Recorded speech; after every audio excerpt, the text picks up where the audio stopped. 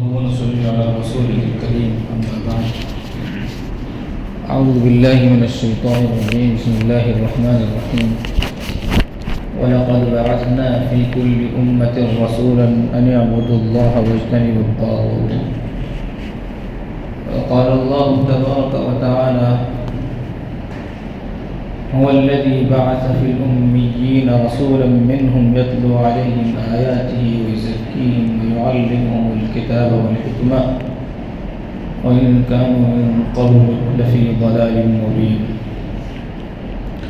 صدق الله العظيم وصدق رسوله النبي الكريم ونحن على ذلك لمن الشاهدين والشاكرين والحمد لله رب العالمين.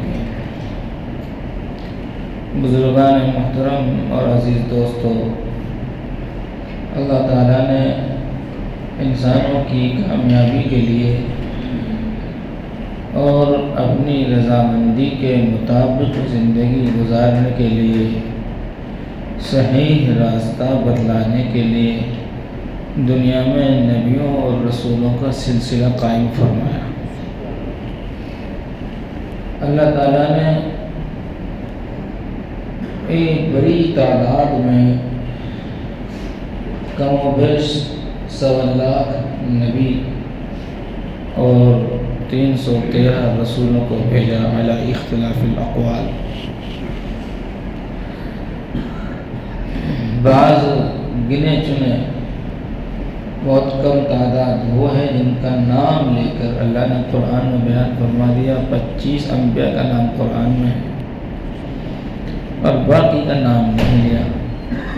ارشاد فرمایا منہم من قصصنا علیک ومنہم من لم نقصص علیک.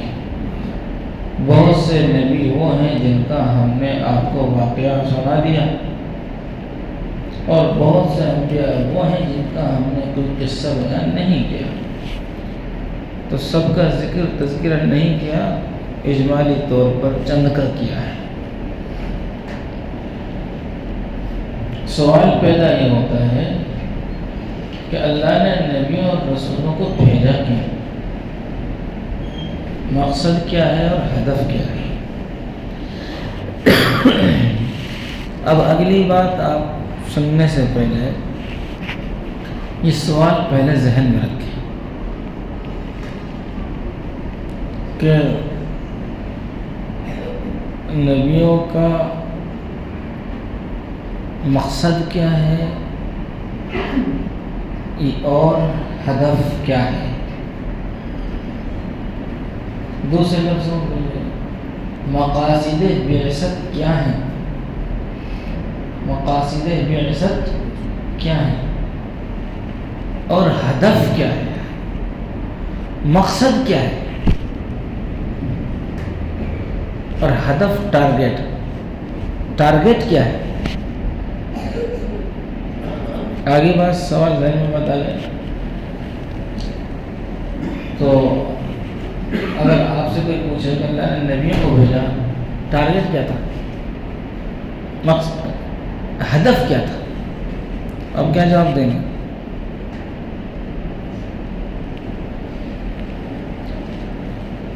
تو آپ یہ کہہ دیں گے ہم سال میں ایک مرتبہ لوگوں کو اکٹھا کر کے جم گھٹا بنا کے ہم جلوس نکال لیں گے، بس کام ہو جائے گا. اس سے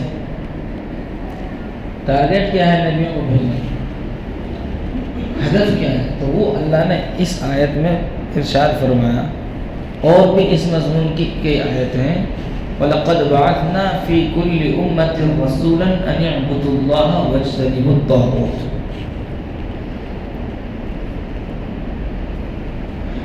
وَلَقَدْ بَعَثْنَا فِي كُلِّ أُمَّةٍ رَسُولًا. ہم نے ہر امت میں رسول بھیجا ہے. اللہ کیا فرمایا؟ ہم نے ہر امتوں میں، تمام امتوں میں رسول بھیجے ہیں. وَلَقَدْ بَعَثْنَا فِي كُلِّ أُمَّةٍ رَسُولًا. کیوں؟ أَنِ اعْبُدُوا اللَّهَ وَاجْتَنِبُوا الطَّاغُوتَ، کہ عبادت صرف اللہ ہی کی جائے گی اور طاغوت سے بچا جائے گا. یہ ہدف ہے، یہ ٹارگیٹ ہے. نبیوں کو اس لیے بھیجا ہے کہ شیطان کی پوجا نہ ہو، نبیوں کو اس لیے بھیجا ہے کہ غیر اللہ کی پوجا نہ ہو، نبیوں کو اس لیے بھیجا ہے کہ نفس اور شیطان کی پوجا نہ ہو، عبادت صرف اور صرف کس کی ہوگی؟ اللہ ہی کی ہوگی۔ اس لیے ہر نبی نے علی الاعلام ڈنک کی چوٹ دعوت دی لا الہ الا اللہ، کہ عبادت کے لائق صرف اور صرف اللہ ہی ہے، پوجا ہوگی تو صرف اللہ کی ہوگی، عبادت ہوگی صرف اللہ کی ہوگی، بندگی ہوگی صرف اللہ کی ہوگی، اللہ کے علاوہ کسی کی بندگی نہیں، اللہ کے علاوہ کسی کی پوجا پاٹ نہیں، اللہ کے علاوہ کسی کی عبادت نہیں۔ ان اعبدوا اللہ، ہم نے نبیوں کو رسولوں کو بھیجا ہے، ہر امت نے بھیجا ہے، اور اس کا ٹارگیٹ یہ تھا، ہدف یہ تھا کہ اللہ ہی کی عبادت ہو۔ کیا حکم دیا؟ ان اعبدوا اللہ، کہ صرف اللہ ہی کی عبادت کرو۔ اچھا جی ٹھیک ہے، مسجد میں اللہ کی عبادت ہو جائے، مسجد سے باہر جا کر اگر کہیں کوئی لمبے سائز کی قبر ہو، بڑے سائز کی قبر ہو، تو اب وقت ایک آدھ سجدہ وہاں ہو جائے، گنجائش رکھی اس کی؟ کیا فرمایا ساتھ ساتھ؟ وَاجْتَنِبُوا الطَّاغُوتَ، طاغوت سے مکمل پرہیز، غیر اللہ سے کوئی بھی اللہ کے علاوہ کسی کی عبادت نہیں ہوگی۔ تو ایک تو یہ ہدف ہے، کام پورا جب ہوگا، ہمارا کام جب پورا ہوگا، جب ہم اس ٹارگیٹ پر پورا کر جائیں گے کہ عبادت صرف اور صرف کس کی ہوگی؟ اللہ ہی کی ہوگی، شیطان کی، غیر اللہ کی، کسی کی بھی ذرہ برابر ادنا سے ادنا بھی کوئی عبادت، کسی قسم کی عبادت کی قسمیں ہیں، صرف سجدہ ہی تھوڑی، رکوع بھی ہے، قیام بھی ہے، قعدہ بھی ہے، دعا بھی ہے، یہ سب عبادت ہے۔ دعا مانگنا عبادت، تو دعا کس سے مانگی جائے گی؟ اللہ سے مانگی۔ سجدہ عبادت، سجدہ کس کے لیے؟ رکوع عبادت، رکوع کس کے لیے؟ اور قیام عبادت، قیام کس کے لیے؟ عبادت کے سارے اقسام سب کے سب صرف اللہ کے ساتھ خاص ہے، عبادت صرف اللہ کی ہوگی اور کسی کی نہیں ہوگی۔ سب سے زیادہ ہمیں اسی پر زور دینا ہے تاکہ میں بچوں اور میری نسل بچے، میری قوم بچے۔ آج صبح صبح آپ دکانوں پہ جاؤ، جو نظریہ مشرکین کا ہے، وہ بھی اگربتی جلائیں گے، اپنے گلے پہ گھمائیں گے، پیسے اس میں آئیں گے، یوں گھمائیں گے کہ زیادہ پیسے آئیں اور پھر وہ ڈال دیں گے۔ اور جو اپنا آپ کو عاشق رسول کہہ رہا ہے جی، وہ بھی صبح صبح اگربتی جلائے گا، اسی گلے پہ گھمائے گا۔ ہم نہ آگ کے پجاری ہیں اور نہ خاک کے پجاری ہیں۔ آگ کسی بھی شکل میں آئے، عبادت کس کی؟ عبادت کی ساری قسمیں، دعا بھی، امیدیں بھی، مدد کا مانگنا بھی، سجدہ بھی اور رکوع بھی اور قیام بھی، سب کس کے لیے خاص ہیں؟ اللہ کے لیے خاص ہیں۔ یہ پیغام دے کر نبیوں کو بھیجا گیا، ان اعبدوا اللہ، یہ ٹارگیٹ۔ اور دوسری آیت جو میں نے پڑھی اس میں مقصد بتلایا ہے۔ مقصد کیا ہے؟ آپ اس کو تھوڑا اور آسان لفظوں میں کہہ لیجیے کہ مشن، آپ کا مشن کیا ہے؟ آپ صبح صبح اپنی دکان کھولتے ہیں تو پہلے اپنا ایک مشن تیار کرتے ہیں، اس لائن کا کاروبار، جس لائن کا کاروبار ہے اسی لائن کا سامان آپ رکھیں گے، اسی لائن کے آپ اوزار اور مشین رکھیں گے، اسی لائن کے گراہک کو آپ توجہ دیں گے۔ جو سامان آپ کے پاس ہے اس کے متعلق کوئی آدمی خرید فروخت کے لیے آیا ہے تو آپ اس سے توجہ سے بات کریں گے. کوئی اور آدمی کسی اور کام سے اگر آیا ہے تو آپ اس کو اس وقت میں ایک طرف بٹھا دیں گے. مشن ہمارا یہ ہے. تو اللہ تعالیٰ نے اپنے نبی کو بھیجا. اس کا مقصد کیا ہے؟ مشن کیا ہے؟ اس کا کام کیا ہے؟ آپ سے کوئی سوال کر لیں کہ صاحب بہت لمبے لمبے جھنڈے آپ نے لگائے ہیں, بڑے بڑے بینر آپ نے لگائے ہیں اور بہت زبردست آپ نے خوشی کا اظہار کیا ہے, بتاؤ ہمارے نبی کا دنیا میں آنے کا مقصد کیا ہے, قرآن نے کیا بتلایا ہے؟ آپ کیا جواب دیں گے؟ کیا جواب دیں گے؟ مختلف قسم کے پکوان, سویٹ ڈش.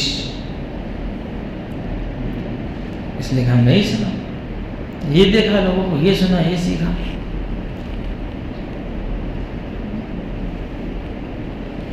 جس نبی نے, دیکھو تعلیم کا تربیت کا بڑا فرق پڑتا ہے.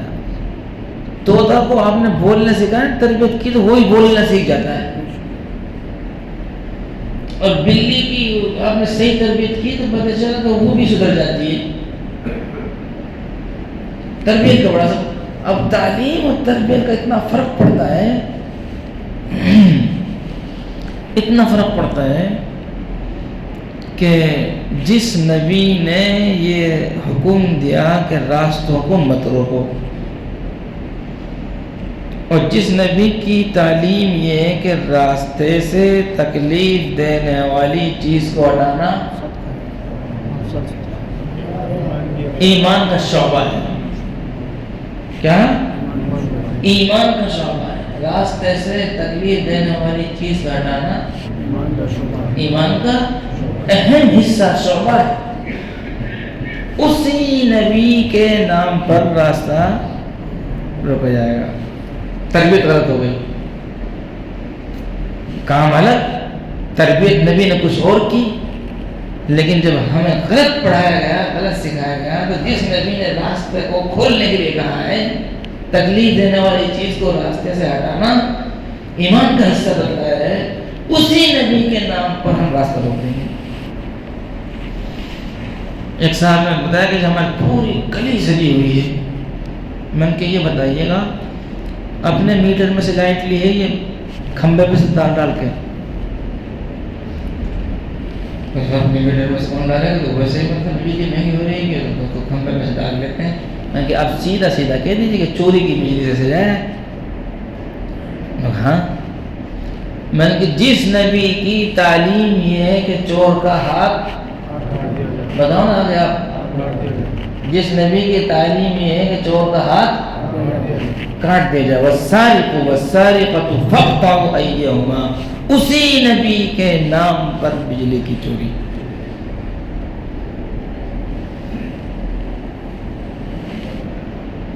غور کرنے کی بات ہے کہ کریں آپ, جواب سب کو اپنے نبی کو دینا ہے, خدا سے سامنا ہونا ہے. اتنی بات یاد رکھیے گا کہ وہاں آخرت کا نظام دنیا کی نیتا گیری کے نہیں ہے. چاہے آپ نے کسی نیتا کو ووٹ نہ دی ہو, جب وہ آئے گا تو سب جب محلے میں جمع ہو کر نعرہ لگا دو زندہ باد کا, تو خوش ہو جائے گا. نبی کو ایسے دھوکہ نہیں دیا جا سکتا کہ اگر نبی کے سامنے ہوا سب اکٹھا ہو کر ایک دم نعرہ تکبیر, نعرہ رسالت, اور نبی کو آ جا کر گلے لگا دو, تو سوال کر لیں گے جس دین کو میں نے تمہیں دیا تھا اس کا ساتھ تمہارا برتاؤ کیسا تھا, بتاؤ. نظام فرشتوں کے ہاتھ میں اللہ دے گا کہ نبی سے ملنے کے لیے کوشش تو پورا حشر کا میدان کرے گا. جام کوثر کس کو نہیں چاہیے, کس کو پانی نہیں چاہیے پیاس کی شدت میں, لیکن وہاں نعرے بازی سے پانی نہیں ملے گا. وہاں نظام کسی ہمارے نیتا کے ہاتھ میں, سرکاری ڈپارٹمنٹ ہاتھ میں نہیں ہوگا, وہاں نظام فرشتوں کے ہاتھ میں ہوگا. کس کو پہنچنے دینا ہے نبی تک اور کس کو پہنچنے نہیں دینا ہے. تو میرے گرامی قدر بزرگوں عزیز دوستوں, میں یہ کہہ رہا تھا کہ مقصد بعثت کیا ہے, مقاصد بعثت یاد رکھیں گے نہیں. یا مطلب آپ نے یہ سوچ رکھا ہے کہ سال میں ایک مرتبہ نبی کو یاد کر لیں, چھٹی حضور ایک دن کے لیے تشریف لائے قیامت تک کے لیے؟ آپ کا کیا ایمان ہے؟ آپ کی کیا تربیت ہے؟ آپ کو بڑوں نے کیا سکھایا ہے کہ نبی ایک دن کے لیے آئے تھے یا قیامت تک کے لیے؟ نبی کا نام ایک دن لیا جائے گا یا ساری زندگی لیا جائے گا؟ نبی کے کام کو پسند کیا جائے گا یا نفرت کی جائے گی؟ نبی کی سنتوں کو آنکھوں کا سرما سر کا تاج بنائیں گے یا پیروں سے رونیں گے؟ نبی نعرے سے خوش نہیں ہوگا، نبی کام سے خوش ہوگا، اور کام اللہ نے قرآن میں بتلا دی جس میں کوئی اختلاف نہیں کر سکتا۔ آپ کسی مولوی کی بات کرو اختلاف ہو سکتا ہے، کسی مفتی کی بات کرو اختلاف ہو سکتا ہے، کسی جماعت کی بات کرو اختلاف ہو سکتا ہے، کسی فرقہ کی بات کرو اختلاف ہو سکتا ہے، ہوگا اختلاف، لیکن جس میں نعوذ باللہ اگر اپنا ایمان کا سودا کرنا ہے تو قرآن سے اختلاف کر کے دکھاؤ، ایک نقطہ سے بھی اختلاف نہیں کیا جا سکتا۔ تو اللہ نے نبی کے بھیجنے کا مقصد کیا ہے قرآن میں بیان کر دیا۔ کون اختلاف کرے گا؟ کیوں بھیجا نبیوں کو؟ نبی کی بعثت کا مقصد کیا تھا؟ پہلے بتایا میں نے ہدف، اب مشن اور مقصد ذہن میں رکھے۔ فرمایا هو الذي بعث في الأميين رسولا منهم يتلو عليهم آياته ويزكيهم ويعلمهم الكتاب والحكمة۔ کہیں دوسری جگہ فرمایا لقد من الله على المؤمنين إذ بعث فيهم رسولا من أنفسهم يتلو عليهم آياته ويزكيهم ويعلمهم الكتاب والحكمة۔ اور بھی دوسری جگہ تیسری جگہ مختلف جگہ پر اللہ نے مقاصد بعثت بیان کیے، نبی کا مشن کیا جی؟ ایک دفعہ بولو تو صحیح بھائی، کبھی مجھے بھی ایسا لگے کہ میں بھی مخالفین میں بول رہا ہوں۔ نبی کا مشن جانتے ہیں نا، مقصد۔ فرمایا نبی کے مشن میں 4 چیز قرآن نے بتلائی۔ اب اگر آپ ان کو یاد رکھو تو بتاؤ، جب میں ان کو سنا دوں میں بات کروں یاد رکھیں گے؟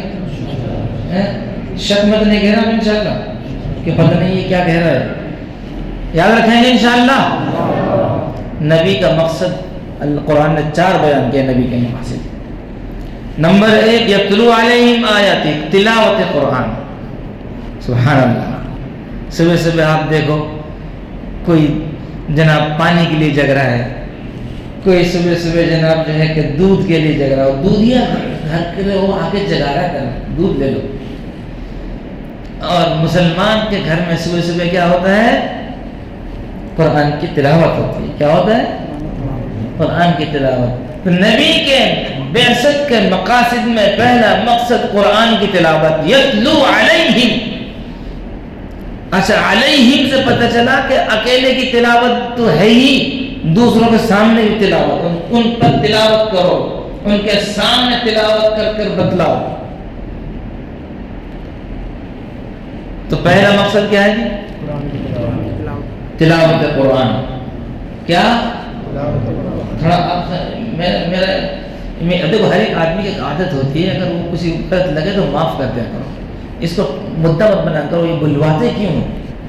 ہوتا کیا ہے کہ جب امام بیان کرتا ہے نا تو کئی لوگ تھکے ہارے بیچارے محنت مزدوری کر کر آئے ہوتے ہیں تو نیند آ جاتی ہے، اور بعض مرتبہ ذہن میں اتنے فکر ہوتے ہیں کہ وہ بات ذہن سے نکل جاتی ہے، تو اس لیے کہلوایا جاتا ہے سوتا ہوا ہے جاگ جائے، جو جگہ ہو یاد کر لے۔ تو پہلا مقصد کیا ہے جی؟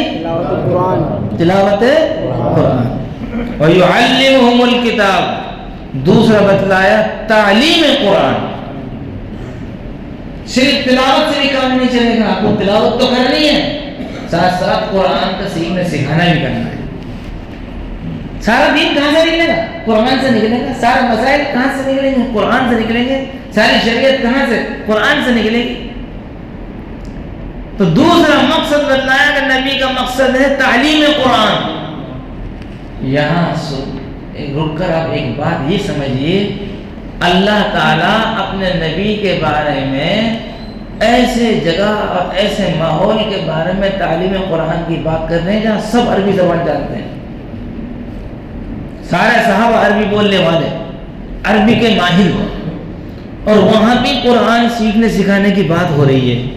معلوم ہوا کہ صرف عربی زبان جاننے سے کام پورا نہیں ہوگا۔ قرآن کے معنی عربی ٹو عربی بھی ہوتے ہیں۔ اس آیت کا مطلب کیا ہے؟ خالی زبان سے کام نہیں چلے گا۔ صحابہ سب عربی جانتے تھے، قرآن کو سمجھتے تھے، لیکن اس کے باوجود تعلیم قرآن کی اہمیت، قرآن کے سیکھنے سکھانے کی اہمیت۔ تو اللہ نے بتایا کہ نبی کا پہلا مقصد قرآن کی تلاوت اور دوسرا مقصد قرآن کی تعلیم۔ آپ شارٹ کٹ میں آگے لیں گے، تلاوت قرآن، تعلیم قرآن۔ نمبر 1 تلاوت قرآن، نمبر 2 تعلیم قرآن۔ پھر فرمایا والحکمت، حکمت یعنی سنت۔ تو نبی کا تیسرا کام سنت کا سکھانا۔ تیسرا کام کیا ہے جی؟ سنت کا سکھانا۔ بغیر سنت کے ہم ایک قدم زندگی نہیں جی سکتے۔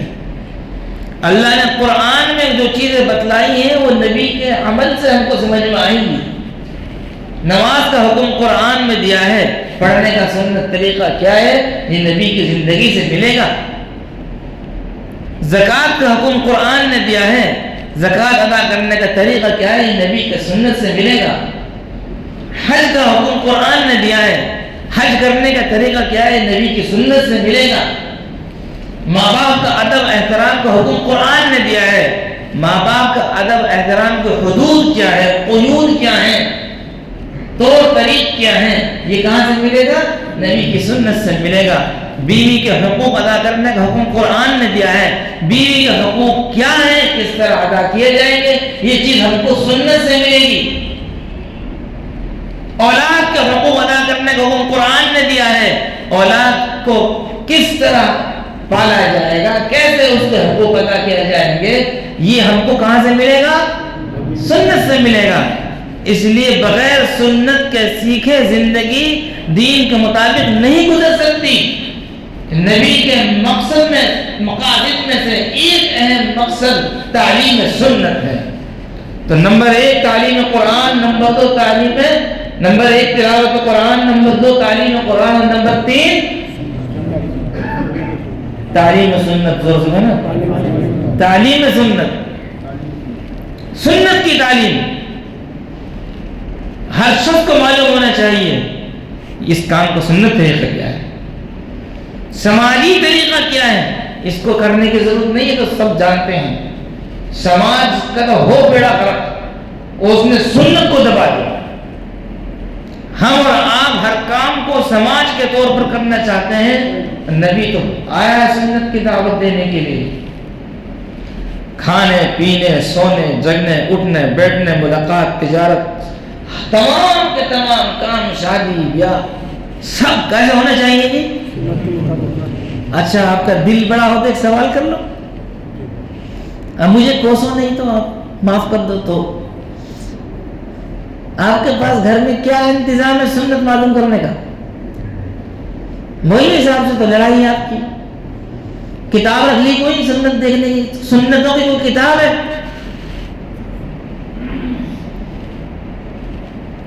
تو بس سوال کرنے کا مقصد یہ تھا، ہم اس پر آئے گا نہیں بھائی۔ اگر ہمیں کسی سے کوئی اختلاف ہے یا کسی کو ہم سے اختلاف ہے وہ اپنی جگہ پر، نبی سے کیا اختلاف ہے؟ نبی کا تو مقصد تعلیم سنت ہے، تو ہم سنت کے سیکھنے سکھانے میں کیوں نہیں آ رہے؟ ہم تعلیم سنت کی تعلیم کیوں نہیں جاری کرتے ہیں اپنے اوپر؟ تو نبی کا مقصد جو ہے اللہ تعالیٰ نے 4 بیان فرمائے، نمبر 1 نمبر 2 نمبر 3 تعلیم سنت۔ دیکھو سنت پر آ کے تھوڑا سا آپ 19 ہو رہے ہیں، ذرا سا کہیں ایسا نہ ہو کہ بھائی ابھی سے عمل کرنا پڑ جائے۔ ارے دل بڑا، ارادہ مضبوط ہونا چاہیے، انشاءاللہ ہم ابھی عمل کریں گے، توفیق دینا والا اللہ ہے۔ نہ معلوم اللہ تبارک و تعالیٰ اپنے نبی کے ذکر کے طفیل میں اور اپنے نبی کے نام لینے کے طفیل میں کب ہم کو ہدایت دے دیں؟ ہم تو ہدایت کے محتاج ہیں، ہم ارادے میں کیوں کمزور پڑے؟ تو ہم تو اللہ سے کہیں اللہ چلانا تیرا کام ہے، تو ہم کو سنت پر چلا دے۔ تو پہلا مقصد تلاوت قرآن، دوسرا مقصد تعلیم قرآن، تیسرا مقصد تعلیم سنت، چوتھا مقصد تزکیہ۔ کیا جی؟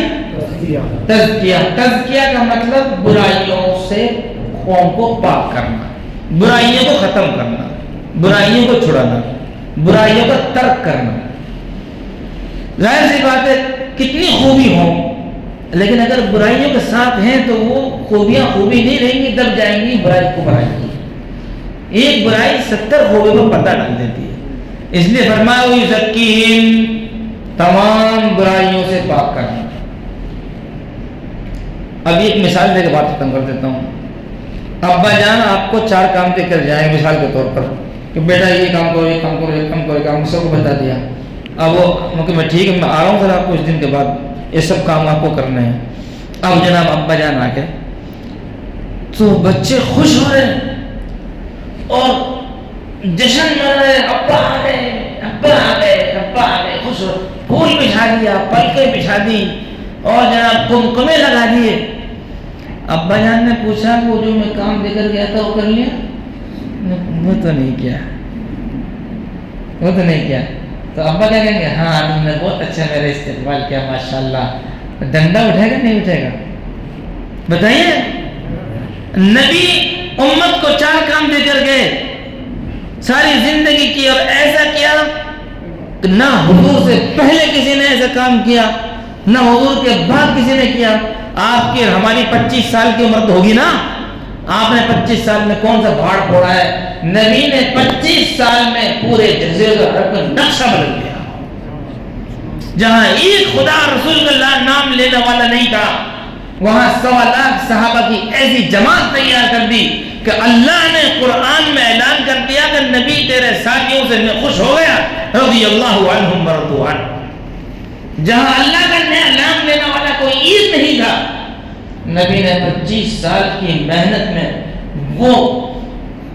وہ زبردست خدمت، انقلاب برپا کیا کہ چپے چپے پہ اللہ کی عبادت اور غیر اللہ اور شیطان اپنی عبادت سے مایوس ہو گیا۔ میں نے کیا کر دیا 25 سال میں، آپ نے کیا کر دیا 25 سال؟ اب مبارکات تو ہو گیا نا جی، اتنا تو مانتے ہیں قبر میں جائیں گے، اللہ قبر بھی اللہ امن و امان سے نصیب کر دے۔ سمجھے نا، حالات بڑے خطرناک ہیں نا جی، کیا پتا کس حال میں کس قیمت ہے، اللہ ہم سب کا آخر اچھا بنا دے جی۔ تو قبر سے ہی شروع ہو جائے گا، حضور کی زیارت کرائی جائے گی، پوچھا جائے گا اس شخص کے بارے میں آپ کیا کہتے ہیں، بتاؤ کون ہے؟ کسی حدیث میں من نبی کو پوچھا جائے گا تمہارا نبی کے بارے میں کیا خیال ہے، بتائیے گا تمہارا نبی کون ہے؟ تو قبر سے شروع ہو جائے گا، پھر حشر کا سامنا ہوگا، حضور سے ملاقات تو ہوگی۔ تو آپ کا ہمارا کیا خیال ہے؟ ہم اچھل اچھل کے، کود کود کے، نعرہ لگا کے، جلوس بنا کے حضور کے سامنے کھڑا ہو جائیں گے اور لبیک یا رسول اللہ، لبیک یا رسول اللہ، کام چل جائے گا؟ بتاؤ، جشن سے کام چلے گا تو مشن سے؟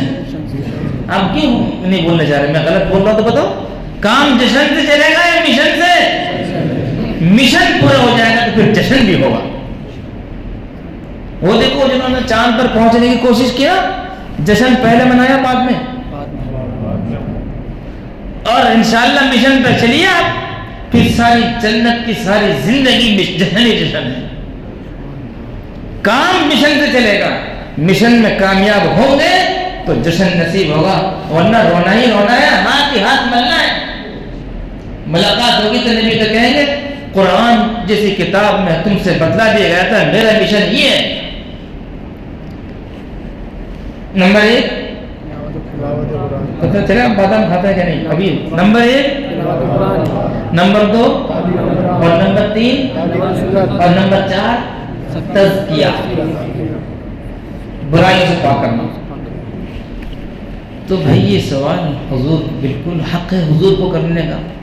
حضور کے صلی اللہ علیہ وسلم کی زندگی کا مقصد یہ ہے، مقاصد بعثت قرآن میں بیان کیا ہے، اس لیے ہم اس پر آئیں اور اس کو یاد رکھیں کہ نبی کا مشن کیا تھا، نبی کا آنے کا مقصد کیا تھا، قرآن نے مقصد بعثت کیا بیان کیا ہے، اور قرآن نے نبی کا مشن کیا بتلایا ہے. اللہ اس پر مجھے بھی اور آپ کو بھی زندگی لگانے کی توفیق عطا فرمائے. وآخر دعوانا الحمدللہ.